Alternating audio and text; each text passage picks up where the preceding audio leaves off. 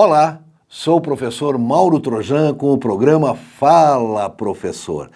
Todas as semanas nós estaremos trazendo aqui nesse programa personalidades, professores, escritores, empresários, enfim, todas aquelas pessoas que de alguma forma se relacionam ou se relacionem com a educação. Pois bem, nos acompanhe pela bitcontv.com.br, pelas nossas redes sociais, seja o Facebook, o Instagram, o Twitter, o YouTube. Estaremos sempre presentes nas quartas-feiras de noite. Pois bem, hoje nós temos o prazer de receber aqui, como nosso convidado para o nosso programa de hoje, o professor Samuel Bristotti. Professor Samuel Bristotti é licenciado em História e é pós-graduado em Orientação e Supervisão Escolar. Professor Samuel, seja muito bem-vindo ao nosso programa. Obrigado, Mauro. Pois bem, o professor Samuel é um grande, digamos assim, trabalhador enquanto professor da escola estadual. Professor Samuel, gostaria sim, antes da gente começar a ir mais a fundo na questão da realidade da escola estadual hoje, que o senhor nos falasse um pouco sobre a sua trajetória acadêmica. Bom, eu sou aluno da escola pública, né? Fiz História pela UX, Universidade aqui de Caxias, né? Licenciatura. Depois disso, eu fiz a pós em Orientação e Supervisão. Há 9 anos dou aula na mesma escola estadual aqui em Caxias, né, o Aristide Germani. E agora estou começando aí supervisão no José Otão e trabalho também no Instituto Paideia. Muito bem. Inclusive, falando agora como licenciado em História, nós tivemos a profissão de historiador licenciado, regulamentada nacionalmente e oficialmente, se não me engano, na semana passada, né, Samuel? Isso aí. E até nós conversávamos nos bastidores para ser um historiador, para inclusive ser privilegiado pela profissão de historiador, o que a pessoa precisa ser? Hoje ela precisa, né, depois dessa lei, ela precisa ser formada, né, em História, licenciatura ou bacharelado, dependendo aí de qual área ela vai. Ou ela esteja já há 5 anos trabalhando nessa área, né? Como escritor ou dentro da área de História. Dentro da área de História. Muito bem, muito legal. Que bacana, inclusive, né? Claro, ter essa profissão agora regulamentada, né? É um avanço, exatamente um avanço. Professor Samuel, vamos falar da nossa escola estadual.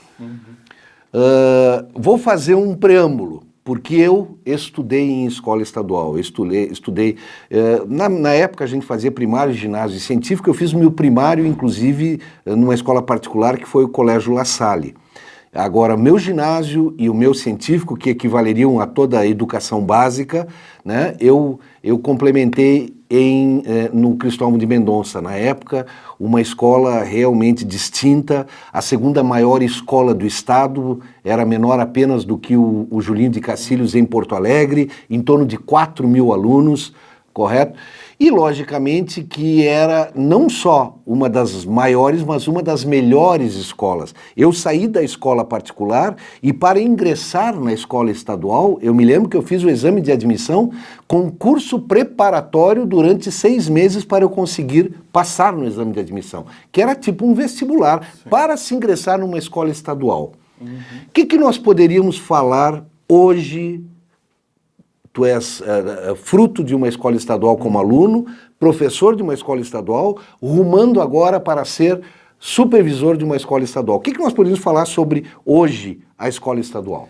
Bom, o que a gente tem de avanço na educação pública dessa época que você falou para os dias atuais é que ampliou o número de alunos, né? Não no Cristóvão em si, né? Nós temos... Até porque muitas outras escolas foram criadas. Exatamente, foram criadas e ampliou o ensino médio nas escolas estaduais, né? Que até então eram poucas, né? Que tinham o ensino médio. Então, é claro que essa demanda grande de alunos traz um problema, né? que muitos não mostram despreparo, chegam despreparados para o ensino médio, né? Então, a gente deveria ter uma estrutura um pouquinho melhor para suprir essa demanda. Estrutura em que sentido, professor? Eu diria estrutura em questão pessoal, eu acho que é importante, e também na questão financeira, né? Então, por exemplo, a gente tem demandas de falta de profissionais, né? Então, muitas vezes passa um tempo e a gente fica sem professor daquela área. Claro que depois a gente repõe essas aulas perdidas, mas, porém, não é a mesma coisa do que, né, ter a aula normal. Então, eu acho que isso é um problema. Eu acho que já ter um quadro de pessoal pronto do começo ao fim seria o ideal.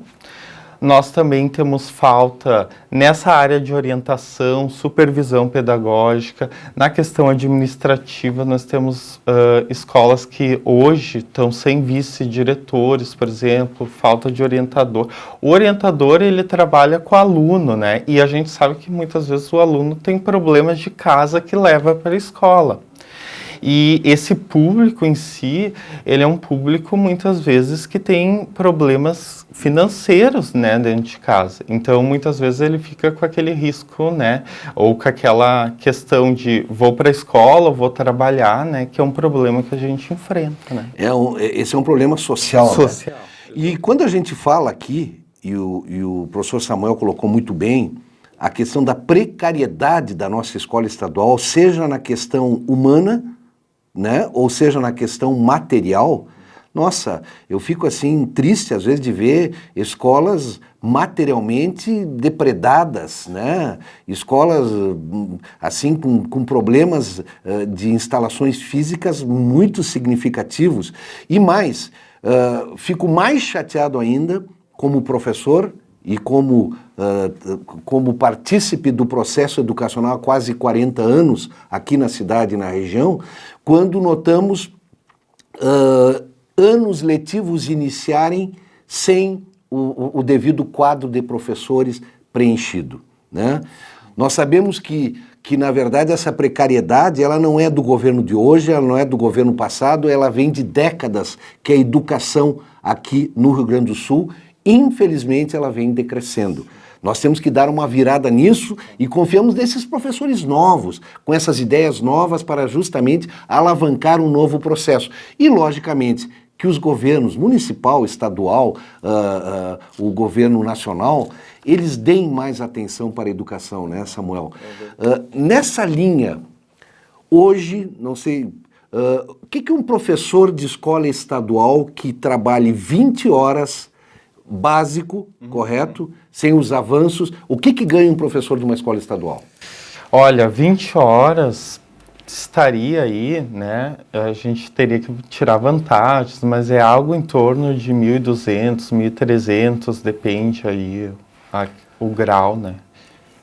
Senhores, para todos os nossos internautas terem uma clara ideia do que nós estamos falando, R$1.200, R$1.300 por 20 horas significa o professor trabalhar todas as manhãs. Isso.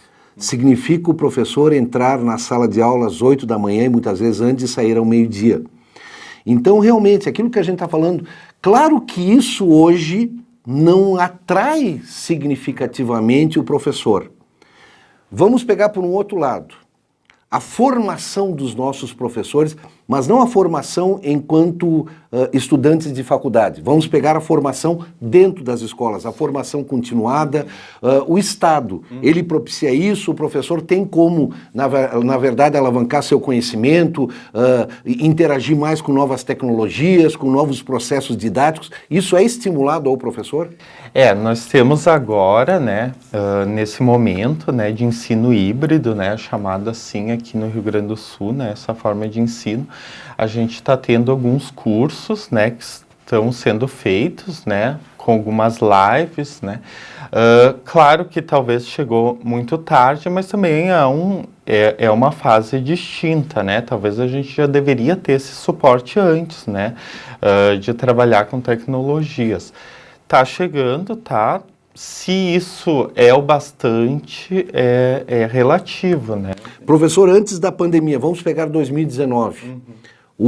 Tinha formação continuada para os professores, ou seja, no seu período de férias, ou mesmo sem ser no seu período de férias, o professor ser chamado, ser conclamado a cursos de aperfeiçoamento?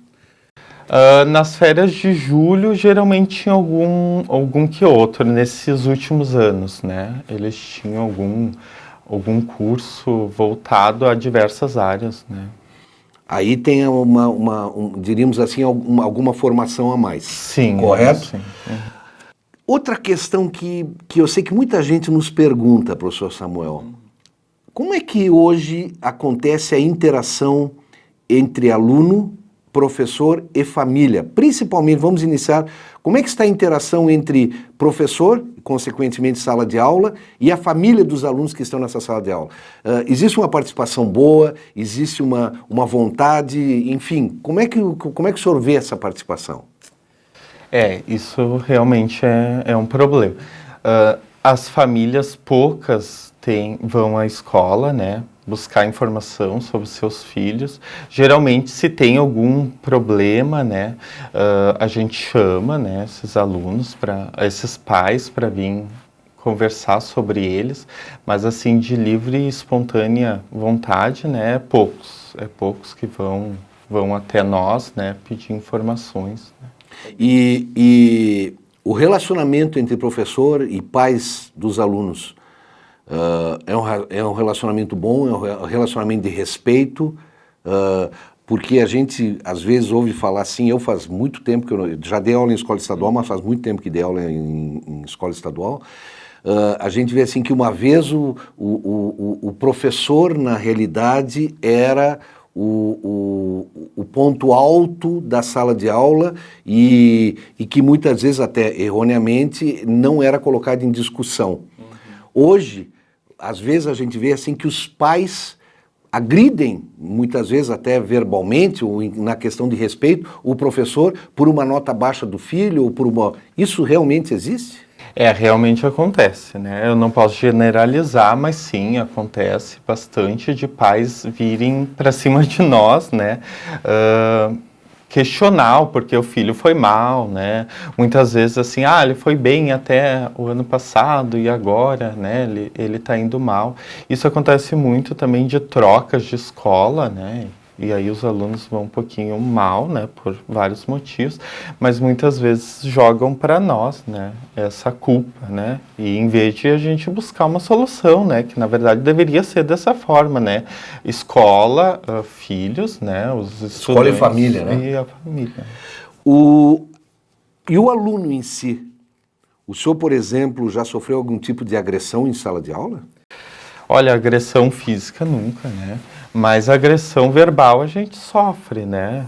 Algumas nessa carreira eu já sofri, né? São 9 anos, então algumas aí ocorreram. Qual é a reação?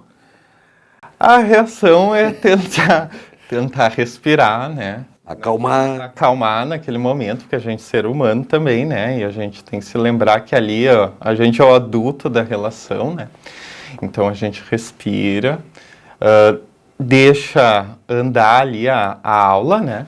E aí tenta buscar auxílio com a direção, supervisão, tira o aluno da sala, né? E busca uma melhor forma de resolver esse problema, né? Porque a pior coisa é tentar resolver na sala de aula, daí vira um caos total. E costuma se repetir esse tipo de coisa? Com os mesmos alunos ou não? Depois que ele é chamado, que é conversado, que ele é orientado, ele volta a ter esse procedimento? Alguns ocorrem, alguns ainda continuam, né? Inclusive a gente faz atas com os pais, né? Porque é tudo registrado, a gente tem uma questão burocrática nas escolas, né? Até porque isso pode partir para outras formas piores, né, como violência física, então tá tudo registrado em atas, né, por isso que a gente tira o aluno de sala e faz essa busca em orientação com a administração da escola. Conhece algum colega que tenha sofrido agressão física em sala de aula?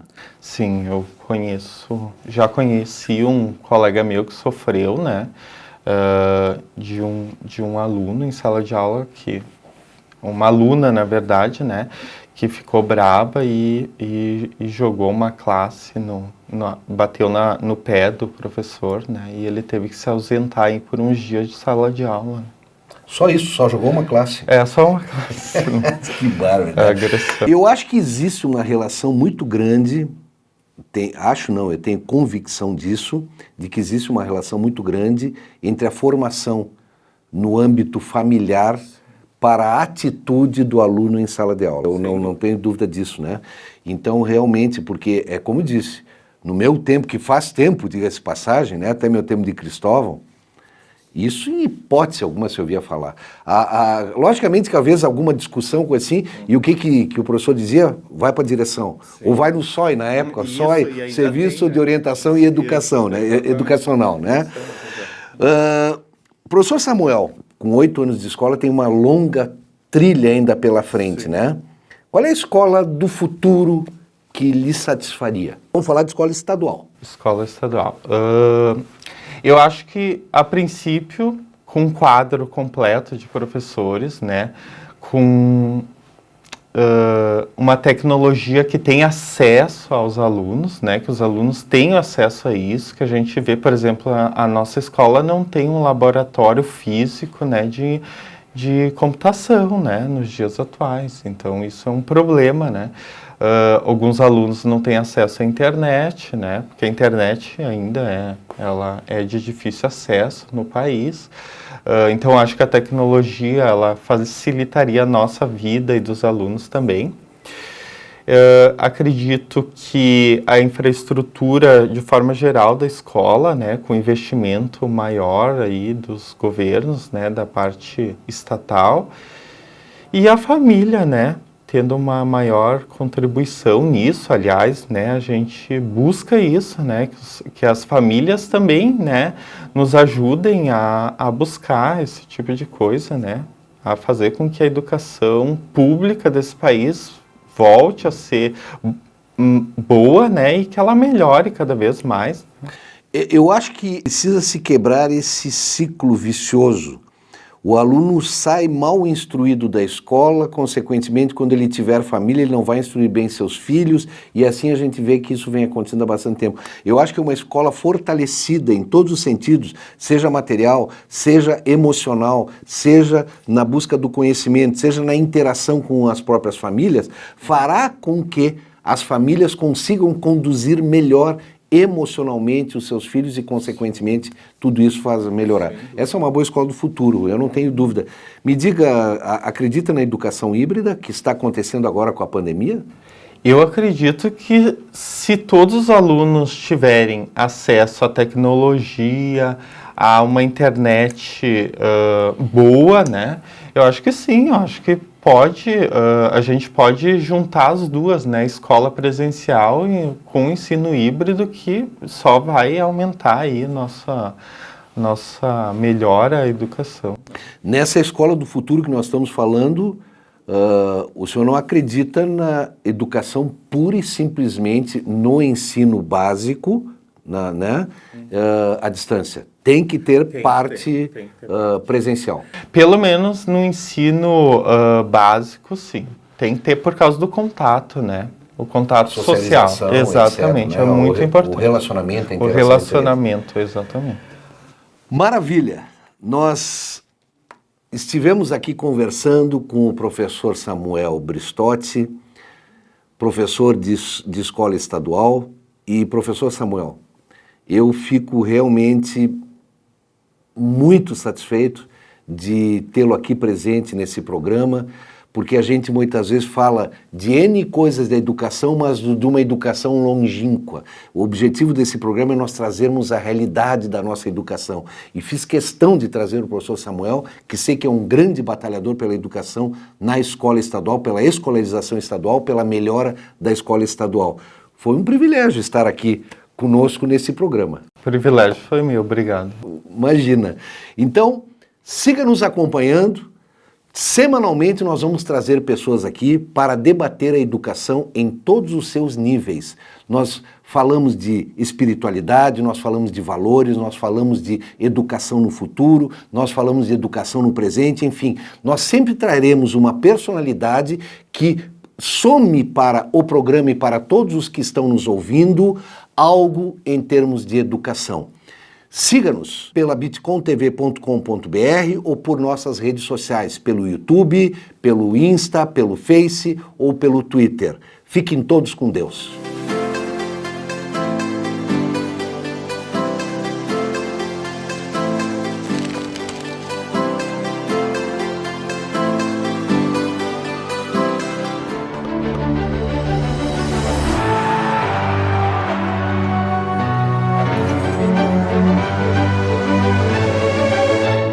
Bitcom TV. Passa no seu smartphone.